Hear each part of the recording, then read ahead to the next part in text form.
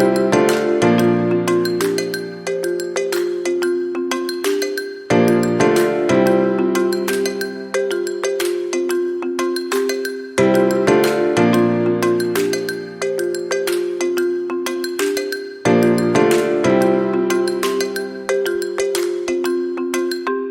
and welcome to the Movies Past and Present podcast. It's February 24th, 2023, and this is episode 98. I'm your host, Stanford Clark, and I'm podcasting from the crossroads of the West in beautiful Salt Lake City, Utah. Just like my blog, moviespastandpresent.com, I'll be providing recommendations, commentary, and reviews about current and classic cinema. Thanks for tuning in, and let's do this thing.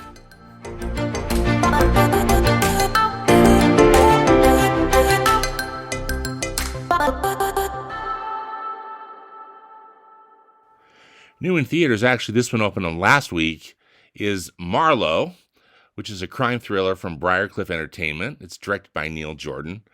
As you know, Philip Marlowe is a fictional, hard-boiled detective. He was created by the American-British novelist and screenwriter Raymond Chandler.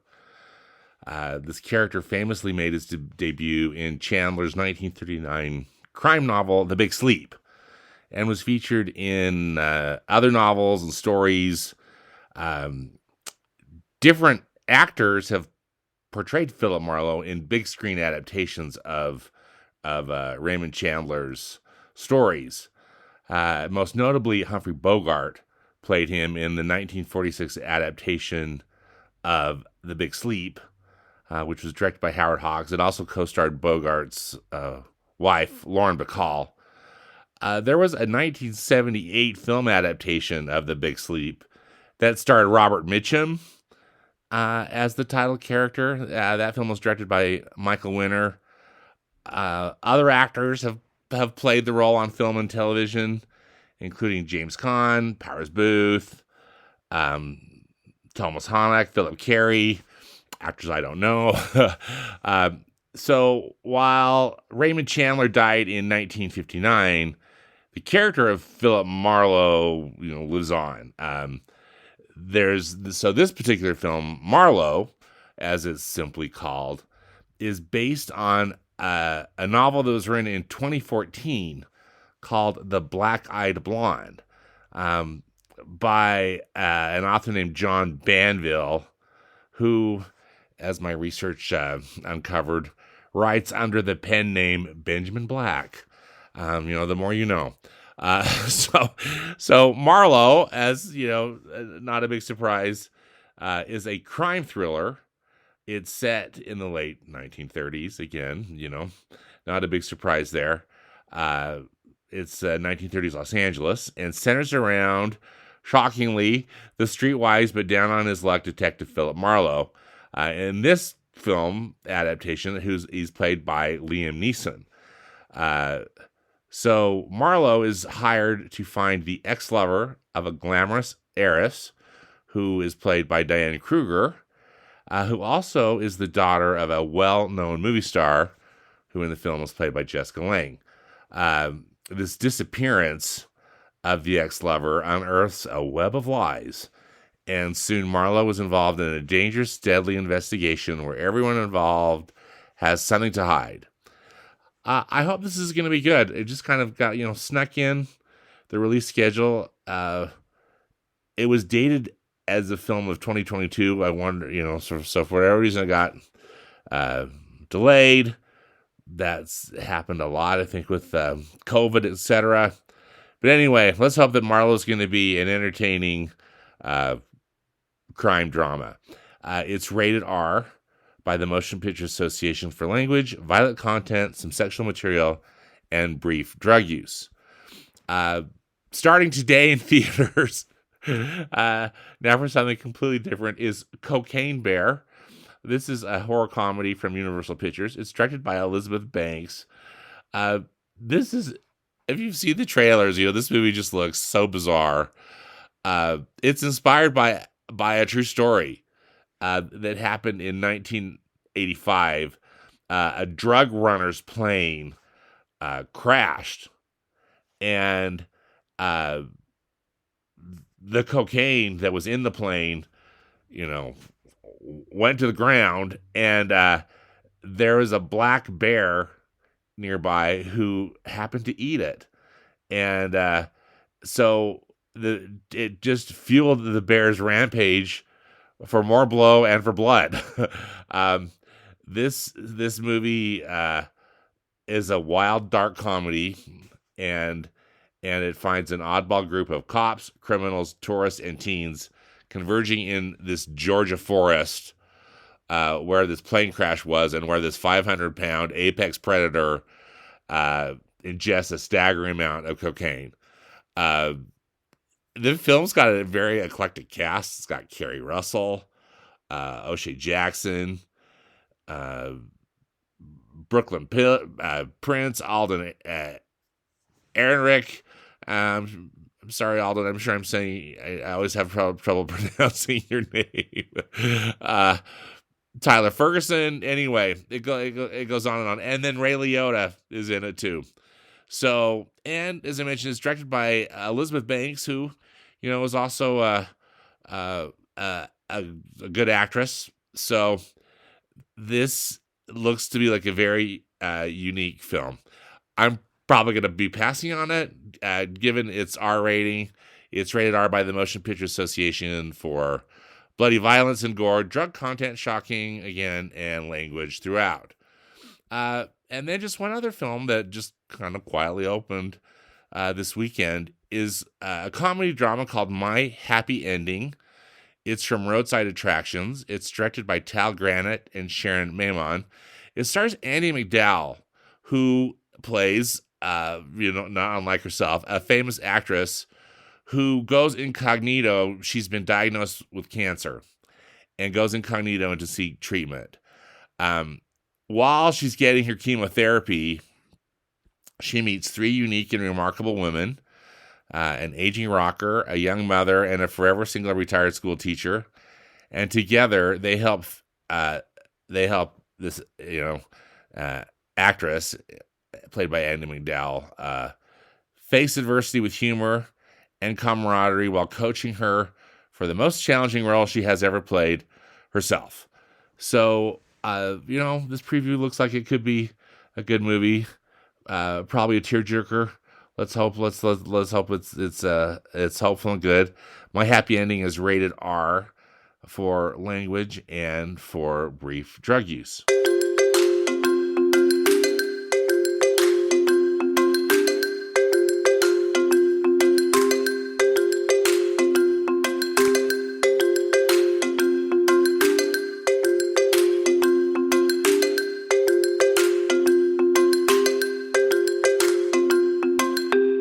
In Classic Cinema Corner, I just wanted to give you all a heads up to save the date on March 5th and 8th.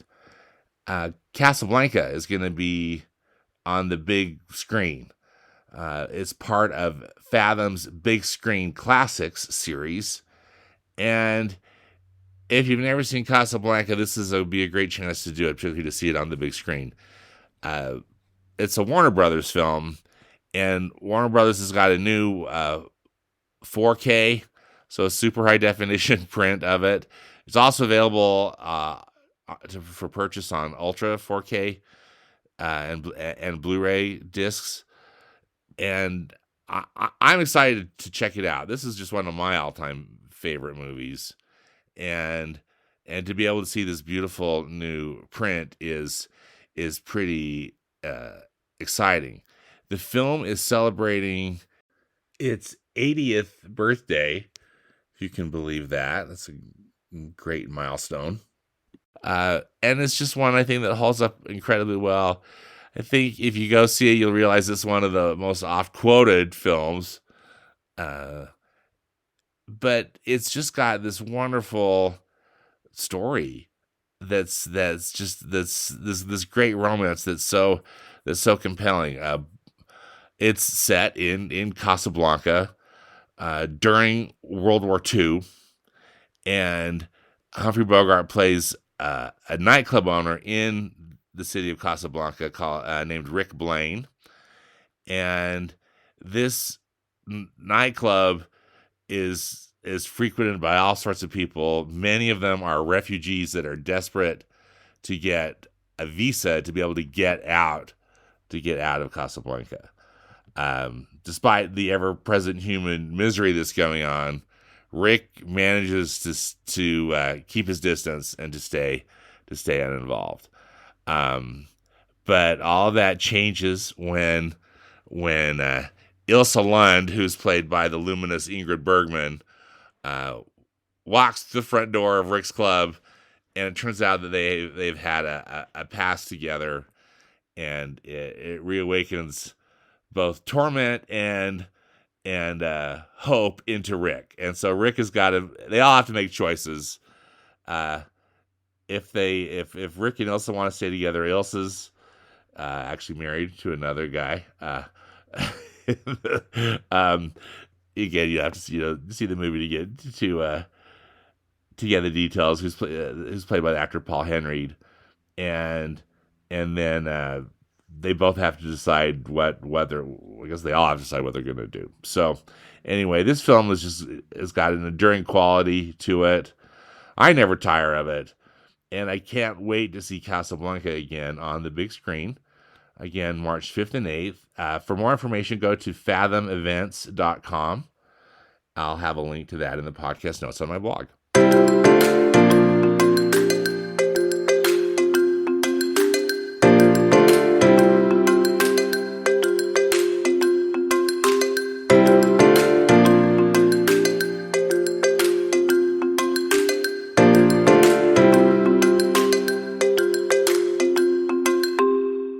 For reviews, I'd like to talk about the new Marvel Studios film, Ant-Man and the Wasp: QUANTUMANIA.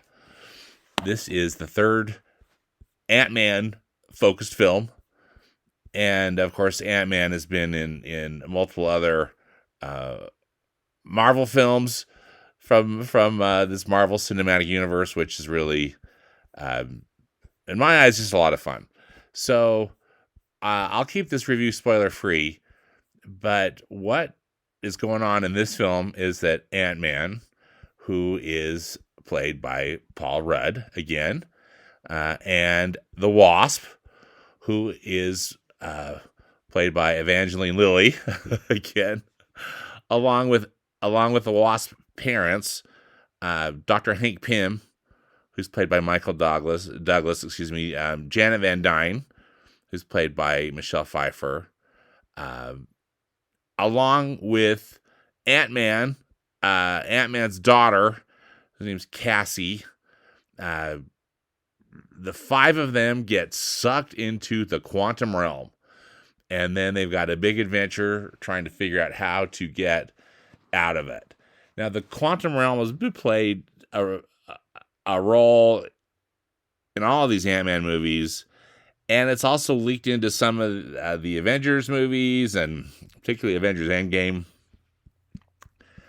I just did a little bit of research on what they're doing, how to even define the quantum realm, because that I think is going to be helpful for you if you're going in to see this film. So Jeff Loveness, who is a writer on this film, is quoted on Marvel.com, and I will put a link to this interview or to this article in the podcast notes on my blog, because it was interesting. He refers to the quantum realm as the basement of the multiverse, adding that it's this weird connector between time and space. It can serve as the gateway to any one point in time. It's an access point that connects any timeline or universe. And they're saying to think of it like a central train station where it's the hub of many outgoing routes. In this case, those routes can be anywhere at any point in any time. So really, it's like this great storytelling mechanism where characters can come in and out, go to different time periods, different, universes, etc. So our five heroes, again, Ant-Man, the Wasp parents, Hank Pym, and Janet Van Dyne, and then Ant-Man's daughter, Cassie, they all are stuck in the quantum realm, and they encounter the new bad dude within these Marvel Cinematic Universe films, Kang the Conqueror. Kang the Conqueror is played by Jonathan Majors, and Kang seems to be a very formidable villain. Again, referring to Marvel.com, trying to get some research done. Like, who are these characters? They refer to Kang the Conqueror as a time-traveling despot. And he uses all his resources and technology from the future to rule as many universes as possible while there's still time. Kang is his own worst enemy, constantly trying to prevent the future or undo the past. By doing so, he inadvertently creates variants of himself who sometimes hinder his world-conquering goals. So Kang the Conqueror is also stuck in the quantum realm, and he's built quite a universe for himself. He and Janet Van Dyne have a past, and nothing too saucy, but Janet Van Dyne was stuck in the quantum realm for 30 years or something too. So anyway, just to give you a little bit of context, this film is just one big kind of sci-fi extravaganza. Ant-Man, I mean, of course, it's all in a way science fiction, but the previous Ant-Man films were set more in the world as we know it. But this film, literally 90% of it takes place in the quantum, or 95% of it takes place within the quantum realm. It's mostly a vehicle, I think, to introduce Kang the Conqueror as a villain. But then also we meet some characters inside the quantum realm, and it's funky. I mean, it's like, you're going into just some crazy sci-fi movie with all these different types of creatures or humanoids or whatnot. All these interesting buildings and landscapes. The film is really heavy on computer-generated imagery, but again, you always know what the characters are doing, and I think that the CGI is decent. Again, if not excessive, but again, it's just also the type of story that they're trying to tell. Stay through the credits as you know what you know that you need to do that when you see a Marvel Studios film, and just I think just enjoy the ride. It's not, I don't think it's the best Marvel Studios film by any means, but it serves its purpose. I think we have a fun adventure with Ant-Man and the Wasp, and we get to meet Kang the Conqueror, who I think is going to be in multiple films coming up in the future. So anyway, hope you have a good time at Ant-Man and the Wasp: Quantumania.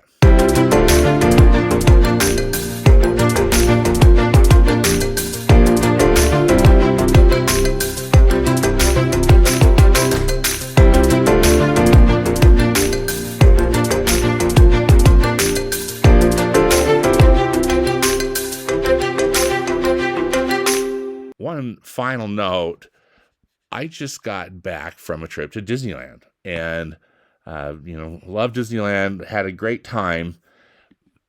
Disneyland is really serving as the hub of the Walt Disney Company's 100th year anniversary. And so they've got, decorations and all sorts of food items and stuff that are commemorating this happy occasion. And one of the things they've got is a brand new fireworks show there at Disneyland Park. So every night they've got this show. I mean, weather permitting, they've got this show that's called Wondrous Journeys, and this show celebrates all of the films. So truly, all 61 of the films from Walt Disney Animation Studios, and It is just a sight to behold. I absolutely loved this show. So what they've got are projections that they put onto the castle. And if you've ever seen one of these types of shows, either at Disney or other places, I'm sure are doing it, but they can focus the way that this projection is on the building, and it like works in conjunction with the contours and textures of the building itself. So that's really cool, particularly with Sleeping Beauty Castle at Disneyland, how they do it. But what they're also doing for this show, and Disney has done this in previous shows, but in this show, they are also showing these very similar projections up and down the facades of Main Street, USA. So on both sides of the street. So I saw the show twice. I watched it closer to the castle one night, and then the second time I saw it, I stood in the middle of Main Street, about 3/4 of the way down the street. If you're familiar with Main Street, looking towards the castle, on the right side of me was the magic shop, and then on the left side of me was part of the Emporium.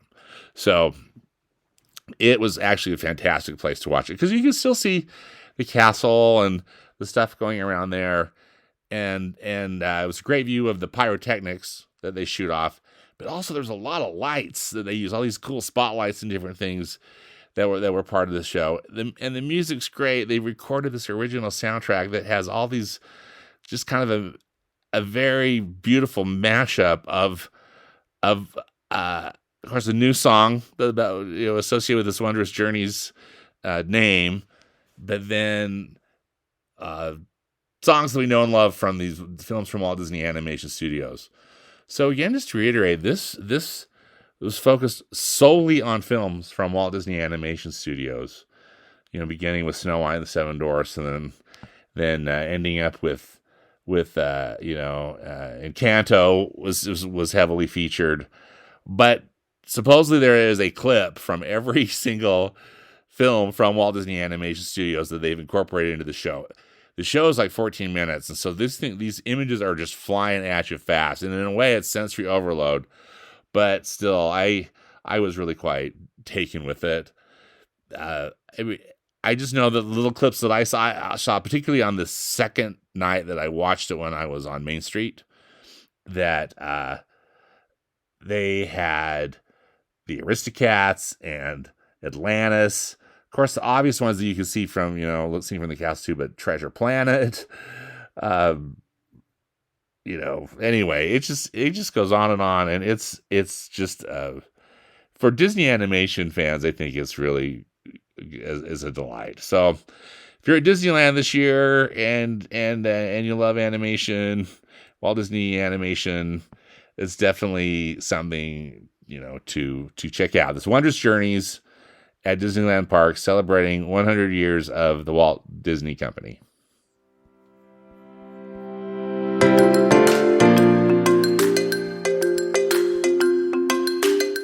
Well, that does it for this episode of the Movies Past and Present podcast. Again, links and more information about the movies discussed in today's podcast can be found in the podcast notes on my blog at moviespastandpresent.com. Subscribe to the podcast on Apple Podcasts, Spotify, Google Podcasts, and Stitcher. Links are also on the blog. And follow me on Instagram. My handle is @moviespap, as in past and present. As always, I hope you will enjoy some good movies this week, whether they be from the past or the present. Thanks for listening, and until next time, be safe out there and dedicate yourself to the truth.